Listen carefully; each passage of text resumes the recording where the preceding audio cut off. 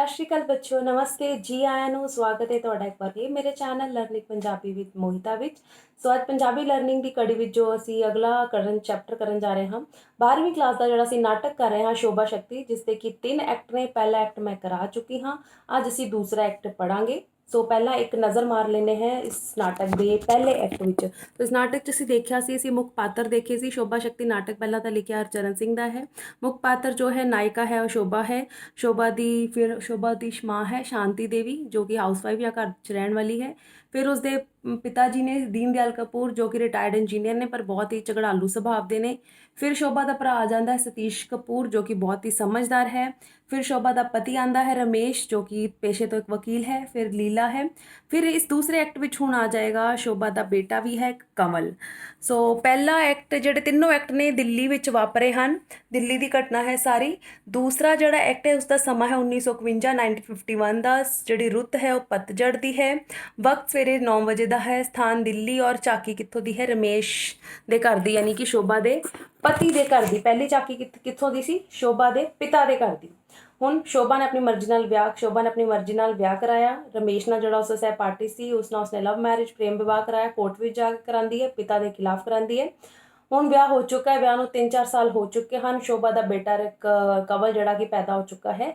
ਪਰ ਹੁਣ ਜਿਹੜਾ ਦੂਸਰਾ ਐਕਟ ਹੈ ਉਸਦੀ ਸ਼ੁਰੂਆਤ ਕਿੱਥੋਂ ਹੁੰਦੀ ਹੈ? ਸ਼ੋਭਾ ਤੇ ਰਮੇਸ਼ ਦੇ ਝਗੜੇ ਤੋਂ। ਸੋ ਐਕਟ ਸ਼ੁਰੂ ਹੁੰਦਾ ਹੈ, ਰਮੇਸ਼ ਤੇ ਸ਼ੋਭਾ ਦਾ ਬਹੁਤ ਜ਼ਿਆਦਾ ਝਗੜਾ ਹੋ ਰਿਹਾ ਹੁੰਦਾ ਹੈ। ਝਗੜਾ ਇੰਨਾ ਵੱਧ ਜਾਂਦਾ ਹੈ ਕਿ ਝਗੜੇ ਦੇ ਕਰਦੇ ਕਰਦੇ ਰਮੇਸ਼ ਜਿਹੜਾ ਕਿ ਸ਼ੋਭਾ ਤੇ ਹੱਥ ਚੁੱਕ ਦਿੰਦਾ ਹੈ, ਜਿਸ ਦਾ ਕਿ ਸ਼ੋਭਾ ਨੂੰ ਬਹੁਤ ਜ਼ਿਆਦਾ ਬੁਰਾ ਲੱਗਦਾ ਹੈ। ਉਹ ਬਹੁਤ ਹੀ ਇਸ ਗੱਲ ਦਾ ਗੁੱਸਾ ਮਨਾਉਂਦੀ ਹੈ। ਝਗੜਾ ਬਹੁਤ ਜ਼ਿਆਦਾ ਹੋਰ ਵੱਧ ਜਾਂਦਾ ਹੈ। ਇੰਨੇ ਵਿੱਚ ਹੀ ਸ਼ੋਭਾ ਦੀ ਜਿਹੜੀ ਕੰਮ ਵਾਲੀ ਨੌਕਰਾਨੀ ਲੀਲਾ, ਉਹ ਸ਼ੋਭਾ ਦੇ ਭਰਾ ਸਤੀਸ਼ ਕਪੂਰ ਨੂੰ ਫੋਨ ਕਰਕੇ ਸਾਰਾ ਦੱਸ ਦਿੰਦੀ ਹੈ ਕਿ ਇਹਨਾਂ ਦਾ ਝਗੜਾ ਹੋ ਰਿਹਾ, ਉਹ ਫਟਾਫਟ ਜਲਦੀ ਆ ਜਾਏ। ਸਤੀਸ਼ ਛੇਤੀ ਤੋਂ ਛੇਤੀ ਆਪਣੀ ਭੈਣ ਦੇ ਘਰ ਪਹੁੰਚਦਾ ਹੈ ਤੇ ਜਾ ਕੇ ਵੇਖਦਾ ਕਿ ਬਹੁਤ ਜ਼ਿਆਦਾ ਦੋਨੋਂ ਜਣੇ ਝਗੜਾ ਕਰ ਰਹੇ ਹਨ, ਸ਼ੋਭਾ ਤੇ ਰਮੇਸ਼। ਉਹ ਫਿਰ ਦੋਵਾਂ ਨੂੰ ਅਲੱਗ-ਅਲੱਗ ਕਰਕੇ ਪੁੱਛਦਾ ਹੈ ਕਿ ਤੁਸੀਂ ਦੋਵੇਂ ਜਣੇ ਝਗੜੇ ਦਾ ਮੂਲ ਕਾਰਨ ਦੱਸੋ ਕਿ ਝਗੜਾ ਕਿਸ ਗੱਲ ਤੋਂ ਹੋ ਰਿਹਾ ਹੈ। ਸੋ ਸ਼ੋਭਾ ਪਹਿਲਾਂ ਦੱਸਦੀ ਹੈ ਕਿ ਝਗੜੇ ਦਾ ਮੇਰਾ ਮੂਲ ਕਾਰਨ ਇਹ ਹੈ ਕਿ ਮੈਂ ਬਾਹਰ ਨੌਕਰੀ ਕਰਦੀ ਹਾਂ ਔਰ ਰਮੇਸ਼ ਮੈਨੂੰ ਨੌਕਰੀ ਕਰਨ ਨਹੀਂ ਦੇਣਾ ਚਾਹੁੰਦਾ। ਪਰ ਰਮੇਸ਼ ਕਹਿੰਦਾ ਹੈ ਕਿ ਇਸ ਨੂੰ ਨੌਕਰੀ ਕਰਨ ਦੀ ਜ਼ਰੂਰਤ ਹੀ ਨਹੀਂ ਹੈ, ਕਿਉਂਕਿ ਮੈਂ ਵਕੀਲ ਹਾਂ, ਮੇਰਾ ਜਿਹੜਾ ਕਿ ਵਕਾਲਤ ਬੜੀ ਵਧੀਆ ਚੱਲ ਰਹੀ ਹੈ। ਤਾਂ ਇਸ ਨੂੰ ਇਹ ਨੌਕਰੀ ਨਾ ਕਰਕੇ ਘਰ ਵਿੱਚ ਰਹਿ ਕੇ ਬੱਚੇ ਦੀ ਪਰਵਰਿਸ਼ ਕਰੇ। ਔਰ ਰਮੇਸ਼ ਇਹ ਵੀ ਕਹਿੰਦਾ ਹੈ ਕਿ ਸ਼ੋਭਾ ਚਾਹੁੰਦੀ ਹੈ ਕਿ ਨੌਕਰੀ ਬਾਹਰ ਕਰੇ ਤੇ ਜਿਹੜਾ ਘਰ ਬੱਚਾ ਹੈ ਕਵਲ, ਉਹ ਉਸਨੂੰ ਕਹਿੰਦੀ ਕਿ ਲੀਲਾ ਉਸਦੀ ਪਰਵਰਿਸ਼ ਕਰੇਗੀ। ਤਾਂ ਸ਼ੋਭਾ ਦੱਸਦੀ ਹੈ ਕਿ ਮੈਨੂੰ ਲੀਲਾ ਤੇ ਬਹੁਤ ਭਰੋਸਾ ਹੈ। ਸ਼ੋਭਾ ਦੱਸਦੀ ਹੈ ਕਿ ਲੀਲਾ ਨੇ ਮੇਰੀ ਵੀ ਪਰਵਰਿਸ਼ ਕੀਤੀ ਸੀ, ਮੇਰੇ ਬੇਟੇ ਦੀ ਵੀ ਪਰਵਰਿਸ਼ ਚੰਗੀ ਤਰ੍ਹਾਂ ਕਰ ਸਕਦੀ ਹੈ। ਔਰ ਮੈਂ ਨੌਕਰੀ ਇਸ ਲਈ ਕਰਨਾ ਚਾਹੁੰਦੀ ਤਾਂ ਕਿ ਘਰ ਦੀ ਆਰਥਿਕ ਹਾਲਤ ਦਾ ਅਸੀਂ ਸੁਧਾਰ ਕਰ ਸਕੀਏ ਵੀ, ਇਸ ਲਈ ਮੈਂ ਕਰਨਾ ਚਾਹੁੰਦੀ ਹਾਂ। ਪਰ ਰਮੇਸ਼ ਕਹਿੰਦਾ ਹੈ ਕਿ ਇਹ ਨੌਕਰੀ ਦੇ ਨਾਮ ਤੇ ਗਲਤ ਕੰਮ ਕਰਦੀ ਹੈ ਸ਼ੋਭਾ, ਕਿਉਂਕਿ ਇਸ ਦਾ ਸਕੂਲ ਦੇ ਆਪਣੇ ਹੀ ਕਿਸੇ ਮੈਨੇਜਰ ਨਾਲ ਗਲਤ ਰਿਸ਼ਤਾ ਹੈ, ਗਲਤ ਸੰਬੰਧ ਹੈ ਔਰ ਇਹ ਚਰਿੱਤਰਹੀਨ ਹੈ। ਰਮੇਸ਼ ਸ਼ੋਭਾ ਉੱਤੇ ਦੋਸ਼ ਲਗਾਉਂਦਾ ਹੈ ਕਿ ਚਰਿੱਤਰਹੀਨ ਹੈ।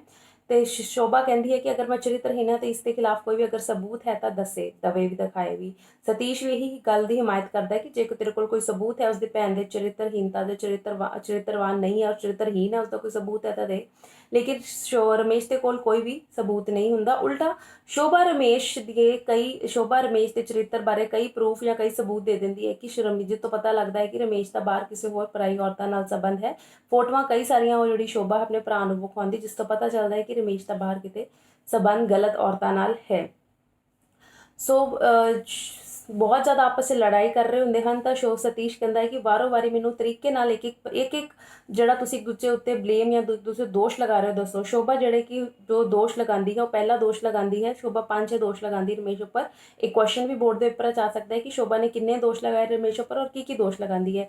ਸੋ ਪਹਿਲਾ ਦੋਸ਼ ਜੋ ਸ਼ੋਭਾ ਰਮੇਸ਼ ਉੱਤੇ ਲਾਉਂਦੀ, ਕਹਿੰਦੀ ਕਿ ਰਮੇਸ਼ ਜਿਹੜਾ ਹੈ ਮਨੋਵਾਦੀ ਵਿਚਾਰਾਂ ਵਾਲਾ ਹੈ। ਉਸਦੇ ਵਿਚਾਰ ਅਨੁਸਾਰ ਜਿਹੜੀ ਔਰਤ ਹੈ ਉਹ ਘਰ ਵਿੱਚ ਰਹਿ ਕੇ ਬੱਚਿਆਂ ਦੀ ਪਰਵਰਿਸ਼ ਕਰੇ, ਘਰ ਦਾ ਧਿਆਨ ਰੱਖੇ ਔਰ ਬਾਹਰ ਨੌਕਰੀ ਕਰਨ ਨਾ ਜਾਏ। ਦੂਸਰਾ ਜੋ ਸ਼ੋਭਾ ਰਮੇਸ਼ ਉੱਤੇ ਦੋਸ਼ ਲਾਉਂਦੀ ਹੈ ਕਿ ਜਿਹੜਾ ਰਮੇਸ਼ ਹੈ ਉਹ ਚਾਹੁੰਦਾ ਹੈ ਕਿ ਸ਼ੋਭਾ ਬਾਹਰ ਕਿਸੇ ਨਾਲ ਵੀ ਨਾ ਮਿਲੇ ਜੁਲੇ, ਸਿਰਫ ਘਰ ਦੇ ਵਿੱਚ ਹੀ ਕੈਦ ਰਹੇ। ਤੀਸਰਾ ਉਹ ਇਲਜ਼ਾਮ ਇਹ ਲਗਾਉਂਦੀ ਹੈ, ਜੋ ਸ਼ੋਭਾ ਹੈ ਰਮੇਸ਼ ਉੱਤੇ ਦੋਸ਼ ਇਹ ਲਗਾਉਂਦੀ ਹੈ ਕਿ ਰਮੇਸ਼ ਚਾਹੁੰਦਾ ਹੈ ਕਿ ਜਿਹੜਾ ਕਿ ਬੱਚੇ ਦੀ ਪਰਵਰਿਸ਼ ਹੈ ਉਹ ਸ਼ੋਭਾ ਖੁਦ ਹੀ ਕਰੇ, ਕੰਮ ਵਾਲੀ ਤੋਂ ਮਦਦ ਨਾ ਲਏ ਬੱਚੇ ਦੀ ਪਰਵਰਿਸ਼ ਕਰਨ ਵਾਸਤੇ। ਚੌਥਾ ਉਹ ਦੋਸ਼ ਲਗਾਉਂਦੀ ਹੈ ਸ਼ੋਭਾ ਜੋ ਹੈ ਰਮੇਸ਼ ਉੱਤੇ ਕਿ ਰਮੇਸ਼ ਮੈਨੂੰ ਬਾਰ-ਬਾਰ ਕਹਿੰਦਾ ਹੈ, ਇਸ ਗੱਲ ਦਾ ਤਾਣਾ ਜਾਂ ਉਲਾਣਾ ਦਿੰਦਾ ਹੈ ਕਿ ਮੈਂ ਸ਼ਾਦੀ ਦੇ ਟਾਈਮ ਜਾਂ ਵਿਆਹ ਦੇ ਸਮੇਂ ਮੈਂ ਦਹੇਜ ਜਾਂ ਦਾਜ ਜੋ ਹੈ ਨਹੀਂ ਲੈ ਕੇ ਆਈ ਹਾਂ। फिर वो अगला दोष ये लगाती है शोभा रमेश उत्ते कि रमेश जिहड़ा है 1-1 रुपए का 1 पाई का हिसाब मेरे को मंगता है, घर खर्च वास्ते भी मैनू पूरे पैसे नहीं दिंदा ते जिन्ने भी दिंदा है और पूरा उसका हिसाब मंगता है। और दूसरी गल ये कि वो कहती है कि रमेश की जिहड़ी वकालत चंगी तरह नहीं चल रही, सो मैं इसका हथ वंडाउण वास्ते ही बाहर नौकरी कर रही है, ये मैनू नौकरी करन जिहड़ा कि नहीं दिंदा है। और रमेश के कोलों जो सतीश पूछता है कि तू अपने दोष दस शोभा वास्ते, तो रमेश जो पहला दोष ये भी बोर्ड के उपर क्वेश्चन आ सकता है कि रमेश ने शोभा उत्ते की दोष लगाए सन। पहला दोष ये लगाता है कि शोभा का नजायज़ संबंध है जिस पर उसको कोई प्रूफ या सबूत नहीं होंगे।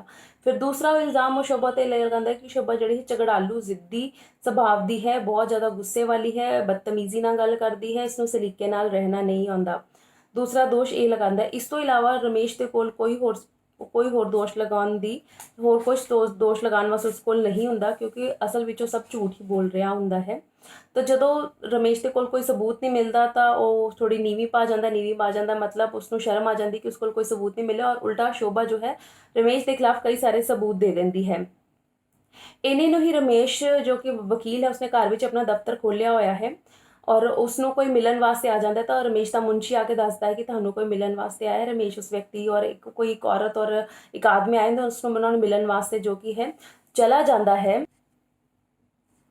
फिर उस तो बाद जो रमेश जेडे और उससे कोई क्लाइंट आ जाता मिलन वास्ते चला जाता है, तो इन्हों सतीश कपूर मुंशी तो पूछता है, जो मुंशी उन्होंने रमेश का सहायक है उस तो पूछता है कि इन्हों का दोवों के झगड़े का की जो कारण दस रहे ने सही ने और इन्हों का आपस में की रोज़ झगड़ा होंदा है।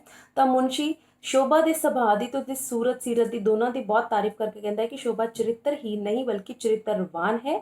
वो घर च आर्थिक हालत को सुधारन वास्ते नौकरी कर रही है, बच्चे का भी ध्यान पूरा पूरा रखती है, उच्चे बोल बोलन वाली नहीं है, झगड़ालू सुभाव की नहीं है, जिद्दी नहीं है, बल्कि बहुत शांत सुभाव की और समझदार औरत है। जो और खुद जो रमेश दोष लगा रहा है शोभा उत्ते गलत है, जबकि रमेश खुद आप गलत है। रमेश का मुंशी सब कुछ दसदा है। इन्हें फिर रमेश वापस आ जाता है जिथे लड़ाई सारे बैठे होंगे हैं। तो फिर उस तो बाद सतीश समझाता है दोवें जानियां नूं, अपने भैन के जीजे समझाता है कि प्यार के नाल रहो, हुण बच्चे की खातर बच्चे के उपर गलत प्रभाव पड़ेगा तुहाडे झगड़े का, इसलिए शांति के नाल रहो। लेकिन शोभा कहती है कि रमेश ने झगड़े के दौरान मेरे उत्ते हाथ चुक के बहुत गलत किया है, मैं सो इस नाल नहीं रह सकती, मैं इस नाल तलाक लेना चाहती हाँ। रमेश भी कहता है कि मैं भी इस औरत नाल नहीं रह सकता क्योंकि बहुत झगड़ालू सुभाव दी, मैं इसको तलाक ही लेना चाहता हाँ। सतीश दोवां नूं समझाउण की बहुत कोशिश करता है। सतीश ये भी कहता है रमेश नूं कि वही लड़की है जिसने तेरे नाल विआह कराउण दी खातर अपने पिता दे नाल बगावत कर ली सी, पिता की गल ना मन के तेरे नाल कोर्ट मैरिज जाके कराई सी, अदालत च विआह करा लिया सी। वो गलत अगे कदी भी नहीं चुकी सी, ना वो कदे चुकेगी। वो सही हुंदी है, वो सही है, शोभा हमेशा सही राह ते तुरदी है। सो तू उसनों थोड़ा कुछ समझण की कोशिश कर। लेकिन रमेश की कोई एक शर्त है कि जे शोभा ने मेरे नाल रहना है तो वह बाहर नौकरी करन ना जाए, किते भी बाहर किसी को मिले गिले ना, सिर्फ घर की चार दीवारी के अंदर रहे। लेकिन शोभा नूं मंजूर नहीं है। सो शोभा कहती है कि मैं रमेश नाल नहीं रह सकती। फिर रमेश कहता है कि शोभा ने जिथे जाना जाए लेकिन मेरा बेटा कंवल जो कि मेरे को रहेगा। लेकिन शोभा कहती ये कदी नहीं हो सकता, बच्चे के उपर हमेशा माँ का हक ज़्यादा होंदा है। सो मेरा बेटा है मेरे नाल ही जाएगा। रमेश कहता है मैं इस तरह नहीं होने दूंगी। रमेश शोभा नूं बच्चा फड़ाउण तो ना करता है, उत्थों खोण की कोशिश करता है, लेकिन विच फिर सतीश भी पैंदा, वो भी समझाता है कि बच्चे के उत्ते मालिक माँ का हक ज़्यादा होंदा है। जो बच्चा बालिग हो जाएगा तो बच्चा अपने आप फैसला करके दस देगा उसने माँ ना रहना या पिता ना रहना, नहीं तो कोर्ट या अदालत ये फैसला कर देगी कि बच्चा किसके कोल रहेगा। सो शोभा अपने बेटे कंवल नूं नाल लैके अपने भरा दे नाल और अपनी काम वाली लीला नूं लैके रमेश का घर सदा सदा वास्ते छड्ड के उत्थों चले जाती है।